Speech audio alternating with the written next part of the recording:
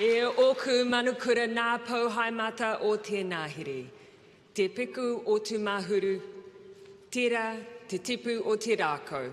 E tupu, e rea, ka putu, ka ora, tēnā koutou katoa. President Bakau, Provost Garber, governing boards and deans, and most importantly, graduates.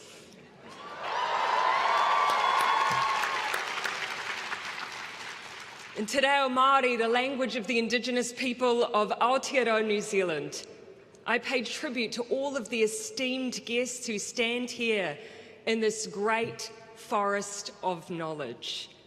I am truly privileged to be here, and I thank you for the honour. There are some moments in life that make the world feel small and connected. This is not one of them. I'm used to walking into a room in New Zealand and knowing at least someone. It is one of the beautiful things about a small country like my own. And while this moment feels incredibly daunting to me right now, I do take comfort knowing there are around 30 New Zealanders studying here.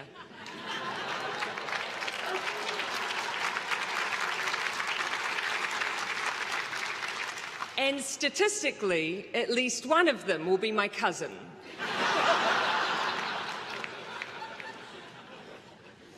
But then there are some moments that serve to remind you that despite distance, despite vastly different histories and experiences, there are many things that connect us.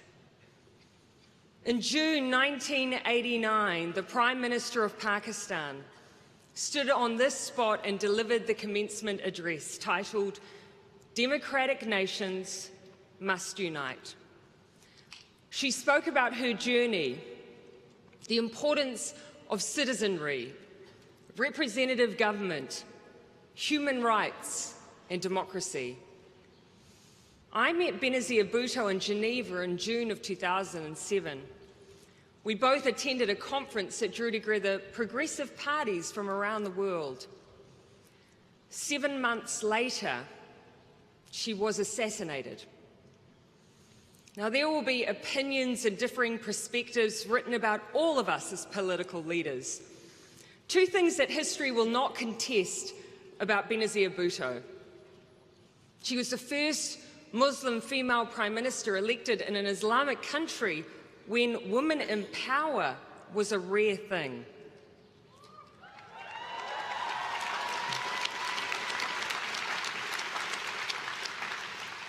She was also the first to give birth in office.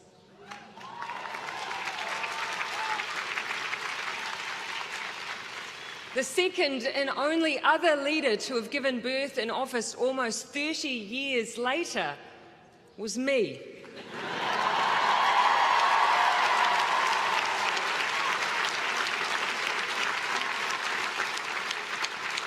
My daughter, Neve Tiaraha Ardern Gayford, was born on the 21st of June 2018, Benazir Bhutto's birthday. The path she carved as a woman feels as relevant today as it was decades ago. And so too is the message she shared here in this place.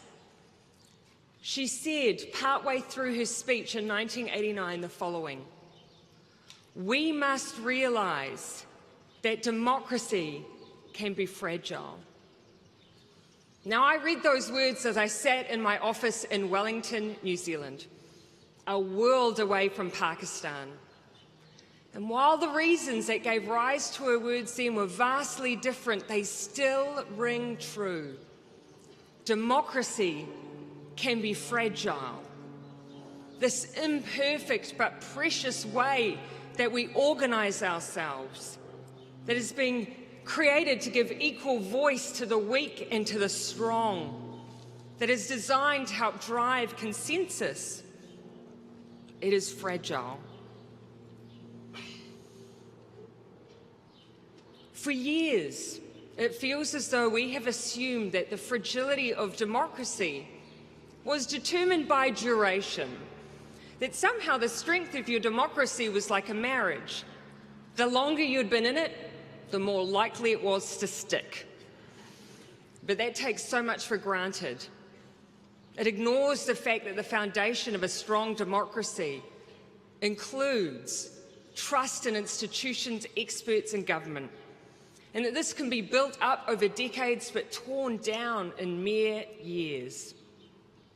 It takes for granted that a strong democracy relies on debate and dialogue, and even the oldest regimes can seek to control these forums, and the youngest can seek to liberate them. It ignores what happens when, regardless of how long your democracy has been tried and tested, when facts are turned into fiction and fiction turned into fact, you stop debating ideas and you start debating conspiracy. It ignores the reality of what we are now confronted by every single day. Forgive me while I take a water break.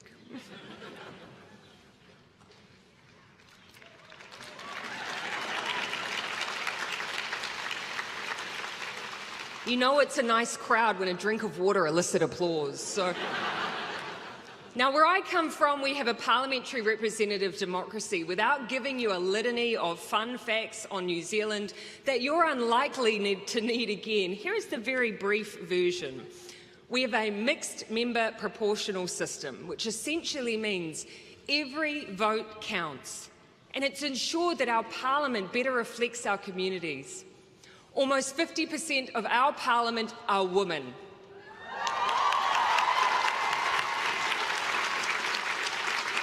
Almost 20% are Māori, the Indigenous people of New Zealand.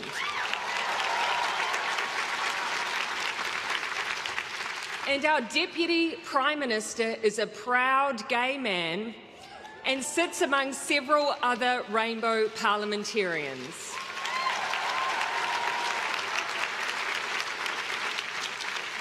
In the past 10 years, we have passed laws that include everything from the introduction of gay marriage and the banning of conversion therapy right through to embedding a 1.5-degree climate change target into law, banning military-style semi-automatics and assault rifles,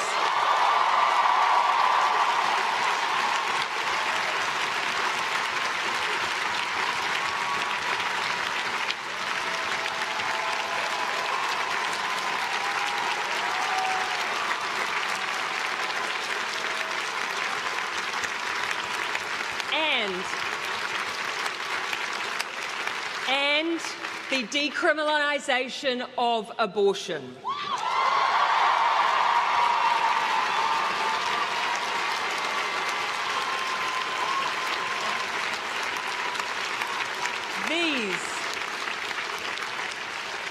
These are significant issues, and they have not been without debate and difference. But they are all examples of times where we have navigated times of deep change without, for the most part, leaving deep rifts. But we have also seen the opposite, whether it's democratic elections that erupt into violence or the COVID crisis emerging, and exposing mistrust of experts, institutions and governments. Western democracies are seeing it and experiencing examples, and New Zealand is no different. Now, I will admit feeling some trepidation entering a discussion on how we strengthen our democracies, when this issue is so easily and wrongly distorted into being opposed to free speech. But that fear is overshadowed by a greater fear of what will happen to our democracies if we don't act to firm up our foundations. If we don't find once again our ability to argue our corners, yes, with the passion and fire that conviction brings, but without the vitriol, hate and violence. if we don't find a way to ensure difference, that space where perspectives, experience and debate give rise to understanding and compromise, doesn't instead become division, the place of entrenchment, where dialogue departs, solutions shatter, and a crevice between us becomes so deep that no one dares cross to the other side. We are at a precipice. And rather than ask what caused it today, I want to talk about how we address it. Now, I'm not an academic. I accept that the robes on this occasion aren't exactly truth in advertising. Rather, I am a politician from Morrinsville. As a point of geographic reference, it's right next to Hobbiton. I'm not actually joking. But in that small rural town of 5,000 people, where I spent most of my formative years and will forever love for what it gave me, I lived in that important space that sits between difference and division. I was raised a Mormon in a town where the dominant religions were Catholic, Anglican, and rugby.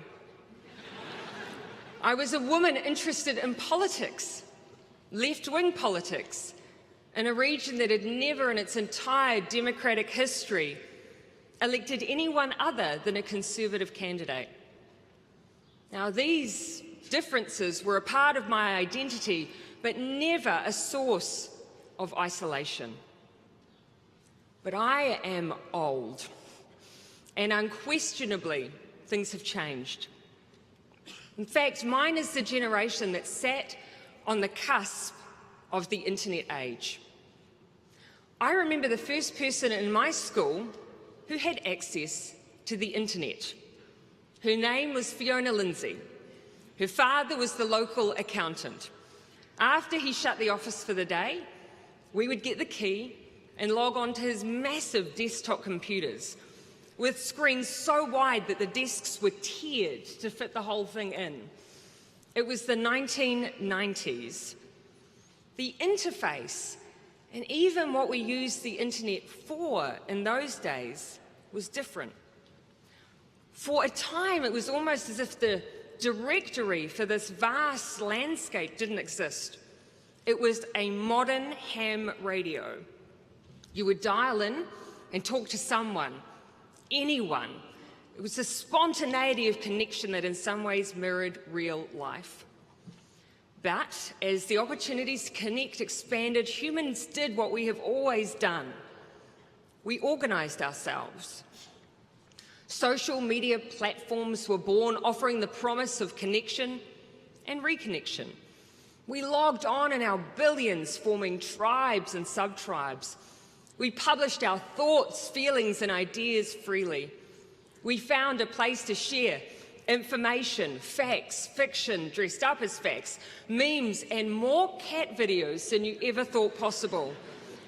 We found a place to experience new ways of thinking and to celebrate our difference, but increasingly, we use it to do neither of those things.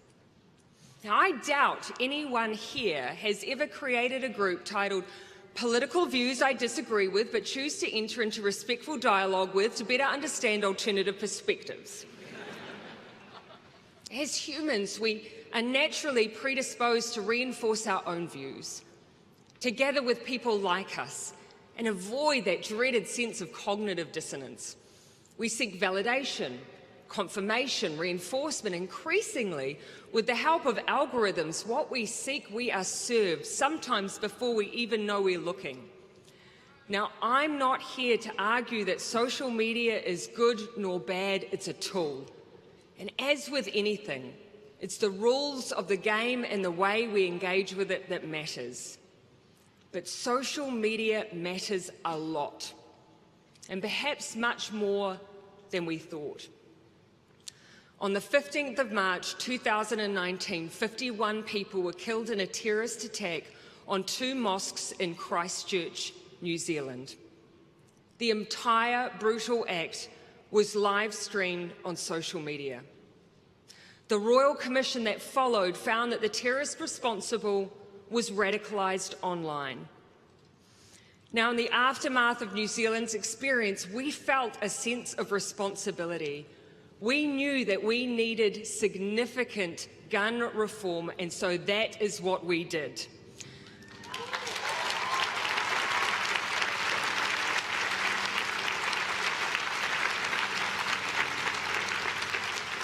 But we also knew that if we wanted genuine solutions to the issue of violent extremism online, it would take government, civil society, and the tech companies to come together and change the landscape. And the result was the Christchurch call to action.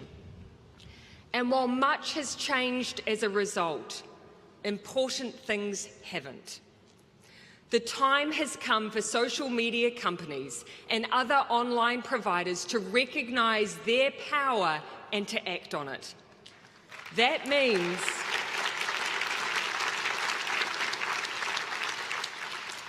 means upholding their own basic terms of service. That means recognising the role they play in constantly curating and shaping the online environments that we're in. That algorithmic processes make choices and decisions for us, what we see and where we are directed. And at best, that means that the user experience is personalised. But at worst, it means the user experience can be radicalised. It means that there is a pressing and urgent need for responsible algorithm development and deployment. Now, we have the forums for online providers and social media companies to work on these issues alongside civil society and governments. And we have every reason to do it. Let's start with transparency and how algorithmic processes work and the outcomes they deliver. But let's finish with a shared approach to responsible algorithms, because the time has come.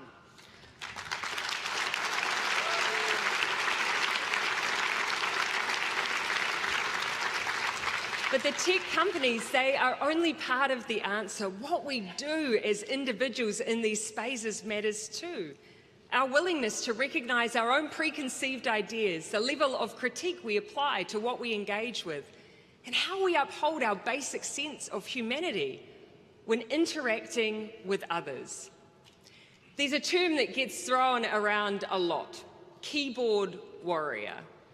It's used to refer to someone who makes aggressive or abusive posts online, often anonymously. Now, I like the name. In my mind, when I read something especially horrific on my feed, I imagine it's written by a lone person unacquainted with personal hygiene practices, dressed in a poorly fitted superhero costume, one that is baggy in all the wrong places. Now, keyboard warrior or not, though, it's still something that has been written by a human, and it's something that's been read by one too. Now, I do my own social media. I always have. After all, it has been described as the new town square. But we all know that it's more than just news and information being shared these days. Recently, I had the privilege of joining ex-German Chancellor Angela Merkel on a panel. Now, I have long been in awe of her leadership, not least for her endurance.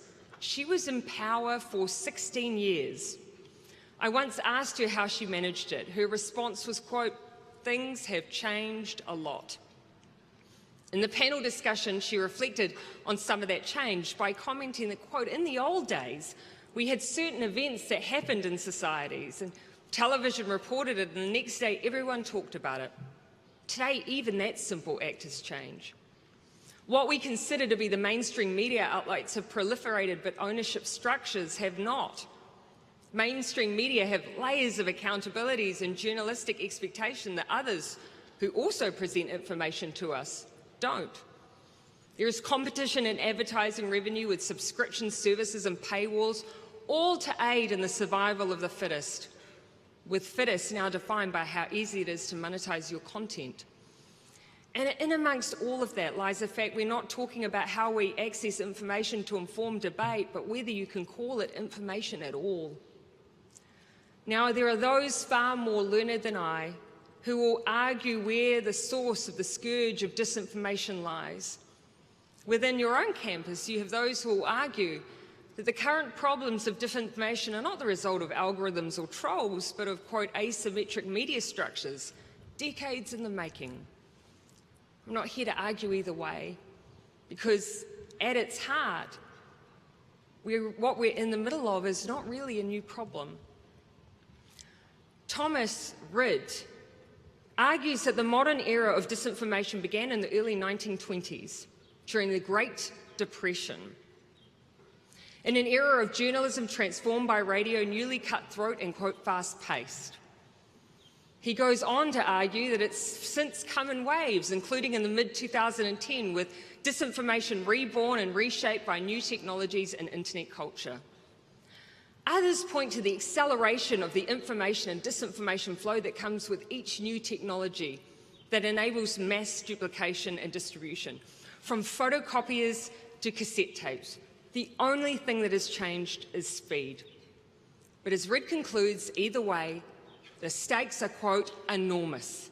For disinformation corrodes the foundation of our liberal democracy, our ability to assess facts on their merits and to adjust course accordingly. Now, I accept the picture I'm painting may seem overwhelming and insurmountable and a little bit grim, but I'm an optimist at heart. And while we cannot change everything about the environment we are in, we can change ourselves to build greater strength and resilience in spite of the headwinds around us. And I see examples of that every day. Leah Bell and Waimarama Anderson were two young students from a public school in New Zealand called Otorohanga College. Now, they couldn't understand why every young New Zealander didn't learn at school about New Zealand history, including the New Zealand Wars, conflict between British and colonial troops and Māori in the 19th century. Now, these two students pushed for change, presenting a petition to Parliament, and they succeeded. Next year, for the first time, our young people are universally learning about their past, their culture, and their history.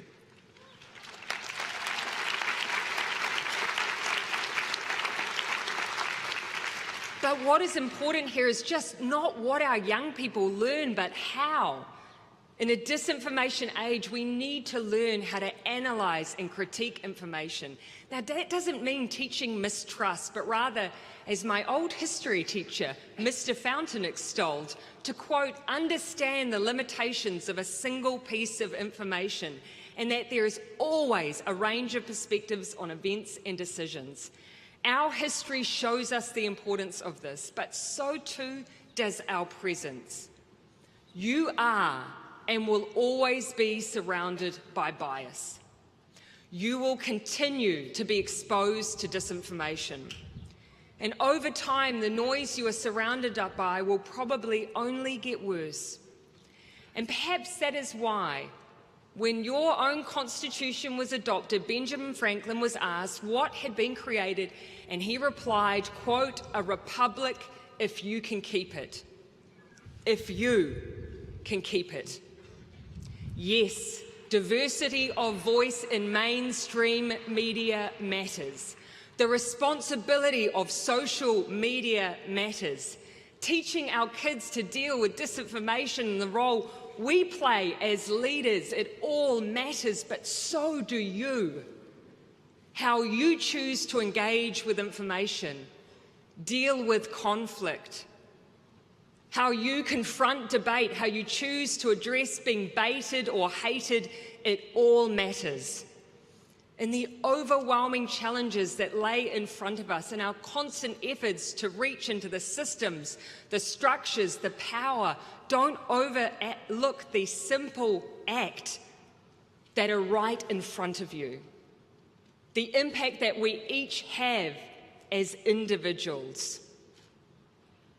To make a choice to treat difference with empathy and with kindness. Those values that exist in the space between difference and division, the very things we teach our children, but then view as weakness in our leaders, the issues we navigate as a society, after all, will only intensify. The disinformation will only increase. The pull into the comfort of our tribes will be magnified. But we have it within us to ensure that that doesn't mean we fracture. We are richer for our difference and poorer for our division. Through genuine debate and dialogue, through rebuilding trust in information and one another, through empathy, let us reclaim the space in between. After all, there are some things in this life that make the world feel small and connected. Let kindness be one of them.